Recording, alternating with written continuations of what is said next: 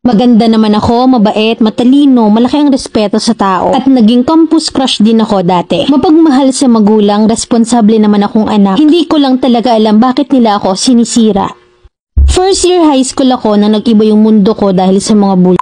Hindi ko alam kung saan nagsimula yung pambubuhay nila sa akin. Grade 7 pa lang ako ay pinagchichismisan na ako ng ibang room. Sinasabi nila na Makati yan, bida-bida yung babaeng yan. Huwag kayo dyan, red flag yan. Hindi ko alam kung saan nila yung nakuha dahil that time ay sobrang tahimik lang ako. Na laging hawak ko ay libro at phone ko lang. Nung grade 8 ako ay may issue na naman sila sa akin. Sinasabi nila na cheater yan, malandi yan. Nandyan na naman yung babaeng yan. Sa sobrang dami nilang issue sa akin ay hanggang sa mga katabi kong mga lalaki sinasabi nila na nilalandi ko yung mga katabi ko. Na kahit hindi ko naman talaga sila close. Mahilig lang talaga ako magbasa ng libro kaya hindi ko pinapansin ng mga katabi ko. That time kasi may arrangement seat kami. Ka-alternate ang boy at girl. At sa sobrang depressed ko, natatakot na akong lumapit sa mga lalaki. Lagi na lang akong umiiyak patago sa classroom. Pagdating ko ng bahay ay diretso na ako sa CR para umiyak o maabot ako ng 3 hours kakaiyak doon. Hanggang sa napansin ako ng daddy ko at kung ano-ano nang sinabi niya sa akin para lang maging okay ako. Pero ang sinasabi ko lang sa kanya ay gusto ko na magpa-transfer ng school. Kaso ayaw ng daddy ko kasi busy siya lagi sa work. Na ang sinasabi niya lang sa akin ay tiis lang daw at malapit na akong umalis sa school na yon. Sa sobrang dami ng issue ng mga classmate ko ay dumating na yon sa mga teachers namin. Kaya nahihiya na akong magkamali pag tinatanong ako sa whiteboard. At nung nag-grade 9 ako, yun na yung pinakamalala. Na yung mga tinuring kong kaibigan ay hate na rin nila at nadadami na dahil sa mga issues ko. Enough ko yung read receipts ng messenger ko dahil ayoko mag-seen sa chats ng mga classmates ko. Tapos isang umaga nagising na lang ako, sabi nila, "Oy Dora, para sa lahat mag-seen ka." Sobrang na-disappoint ako sa mga sinabi nila sa akin. Iniyak ko mula umaga hanggang hapon yung bansag nila sa akin. Alam ko kasi na ako yung pinaparinggan nila dahil sa short hair ako at with glasses din. At isa pa'y maliit rin ako. Hanggang sa nagkaroon din ako ng boyfriend sa kabilang classroom na masaya naman ako sa kanya dahil naiintindihan niya ako. At dahil nga busy kami, hindi na rin kami nagpapansinan ng personal. Na kahit sa chats ay hindi na rin kami nag-uusap as in. Parang ang wala na rin kaming connection that time. Hanggang sa nagkaroon ako ng ka-close sa mga classmates kong lalaki. Inisyu na naman nila yon sa akin at sinabi nila sa boyfriend ko na may bago si Olive. Sila na ng classmate naming lalaki. Nasaktan ng boyfriend ko noon at sinabi niya sa mga klase niya na nag-cheat ako sa kanya. Hanggang sa pati yung kaklase ng ex ko ay nang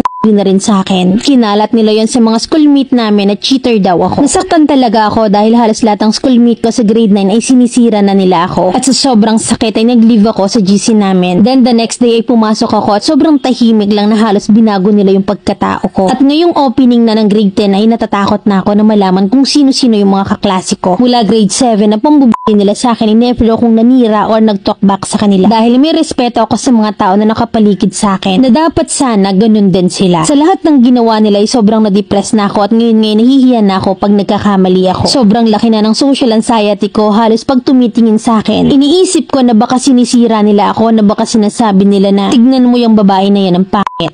Paminsan ay iniisip ko na baka may butas yung damit ko o yung pants ko na lagi na akong umiiyak gabi-gabi. Iisip ko na rin magpakatay na lang at nag-try na rin akong maglaslas sa lahat ng parts ng body ko. Never ko silang sinira dahil member ako ng Supreme Student Government. Kung nag-grade 8 naman ako ay barkada kontra naman ako nag-member. Nag-grade 9 ako ay bumalik ako sa Supreme Student Government again. At ngayong grade 10 ay hindi na ako tumakbo kasi natatakot na ako. Ang akin lang, hindi ko alam bakit nila ako sinisira. Ganda naman ako, mabait, matalino, malaki ang respeto ko sa tao. Naging campus crush naman ako dati. Mapagmahal sa magulang, responsable naman akong anak. Hindi ko lang talaga alam bakit nila ako sinisira. Sana Mamilen, mapili mo yung story ko dahil hindi ko alam kung marami bang nakaka-relate sa akin. Pahingi naman ako ng advice, Mamilen. Letter sender, Olive ng Zamboanga City. Don't do something na alam mong ikapapahamak mo, girl. Kailangan mong i-open yan sa parents mo what's really happening. Kasi paano kanila matutulungan? Paano ka magagawa ng paraan kung iiyak mo lang yan? How they will protect you from bullied? I-open mo sa advisor mo, sa principal, importantly sa parents mo. Member ka before ng school for protecting other student pero sarili mo hindi mo maprotektahan. Please lang, parents mo lang at sarili mo lang ang makakatulong sa'yo. Kailangan mong lakasan yung loob mo, hindi mo pwedeng kimkimin yan. At gagawa ka ng bagay na ikapapahamak mo is very wrong. Talino ka, maganda ka, kinaiinggitan ka for sure. Gamitin mo ang talino mo, maging eye-opener ka sa mga batang nakaka-experience, nakaka-relate. Do something maka-escape sa sitwasyon mo. Uulitin ko na matalino ka, ang kaso mo napapangunahan ka ng takot. Then the moment na nag-try ka sa sarili mo, badly kailangan mo nang i-transfer. Kung mahina yung loob mo, first step, kailangan mong ipaalam to sa parents mo. Anxiety, depression is not a joke. God is always good. Don't forget to lean on Him. Lakasan mo yung loob mo kasi magulang mo lang yung makakaintindi ready sa'yo. Please do something. For sure, they will help you. Education is important, but it only comes next to our health. This is an eye-opener lesson. Kids enjoy being young. Palakihin nyo yung mga anak nyo na maging open, lalo na sa ating mga parents. Protektahan ang sarili, wag maging mahina. Kayang ilaban ng sarili. Please lang, i-check nyo ang mga anak nyo.